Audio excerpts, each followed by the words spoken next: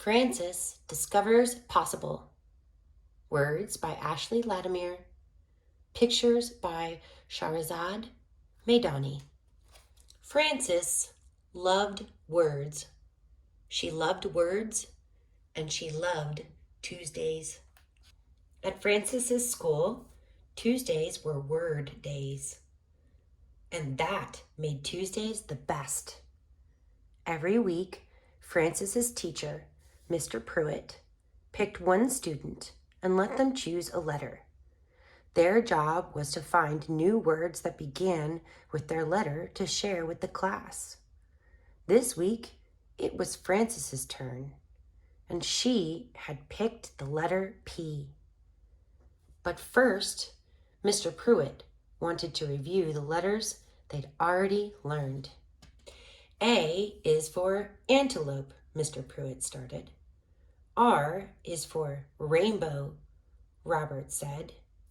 T is for trampoline, cried Calliope. E is for prompted Mr. Pruitt. Elephant, shouted Zamara. Elevator, suggested Ezekiel. Excellent, Mr. Pruitt winked. What about F? Frog, yelled Samara. Fat, whispered Tabitha. Like Francis, snickered Jericho, loud enough for everyone to hear. Fat was usually a warm word, like belly rubs for Francis's puppy, or how her giggles felt too big for her mouth during hide and seek, or like cuddling up to read a book with Mama and using Mama's fluffy arm as the best pillow. Tabitha made fat cold, like the time a hole split Francis's boot and let the puddles inside. Jericho made Francis feel small, like the time she tripped at recess during tag, and everyone laughed. Mr. Pruitt told Jericho and Tabitha to apologize and offered to jump to Francis's turn to talk.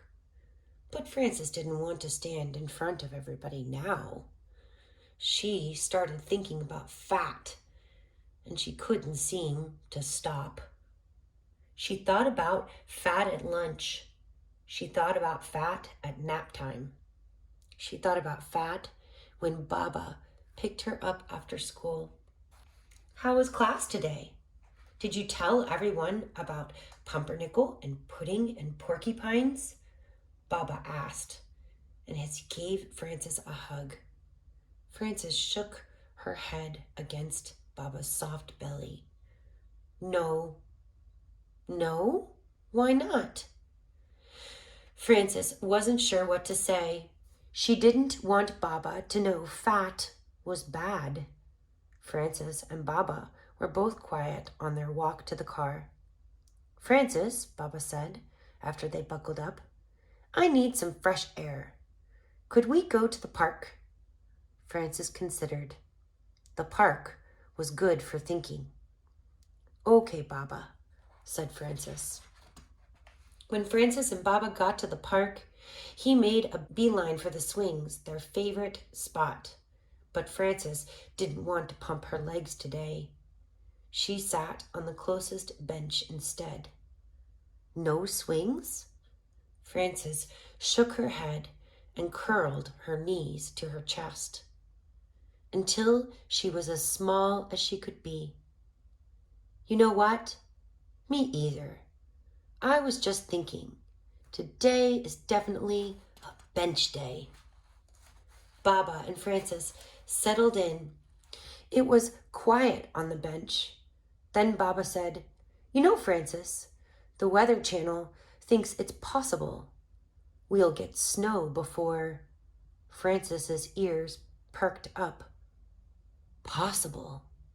Francis knew so many P words, but this one felt brand new. Baba, Francis said. What does the word possible mean? Baba tilted his head to the side. What do you think? Francis shrugged. Maybe possible is something like exploring, Baba suggested. Then he held out his hand and whispered, Why don't we go find out? Frances wasn't sure, but she was curious, so she put her hand in Baba's, and off they went. Was possible like airplanes hovering in the sky? Could possible be like learning to swim? Was it when you held your breath and jump in? Or did possible look like planting and how it takes a long time to grow? Maybe possible slap, slap, slapped like double Dutch and kept you on your toes. Frances thought possible would be one thing, but suddenly it seemed like lots of things. There was possible in dandelions and in scooping air into your lungs for a wish. Possible in puppies, in the squishy of their tummies and how they're always ready to play. Possible in the wind, dancing leaves to a new place. Possible made Frances feel warm and big, like fat, before Tabitha made it cold and Jericho made it feel small. Possible made her want to take up space and share her words and wish and dance and play. Because if puppies and wishes could be possible, maybe Frances was possible too. Frances reached up and tugged on Baba's sleeve. Baba, I think I'm ready for the swings, said Frances. And she was. Author's note. I grew up a poor, skinny, unpopular white kid in a single-parent household, and almost every book I read as a child reflected some part of my own story back to me in the main characters. But as I got older, my body grew with me. I often didn't see myself in the books I read or the movies I watched. If I did, it was usually as a joke or, at best, a plucky best friend. It took years for me to learn to accept my body and see myself as someone who could still be the protagonist of a story, and to begin to write those stories myself. The character of Frances was born out of my desire for kids of all body types to see, at an early age, fat characters portrayed as people worthy of taking up space in stories. I was also eager to portray a fat parent who is positive, supportive, and reassuring to their fat child in subtle ways, because I know firsthand the hurt that can occur when self-esteem issues are passed down from parent to child. Finally, it was important to me to give Frances quiet permission to sit with her emotions when she is confronted with bullying, while allowing her space to find her way through those tough feelings and into a place of possibility. I hope that Frances helps readers discover the same sense of possibility for themselves. The end.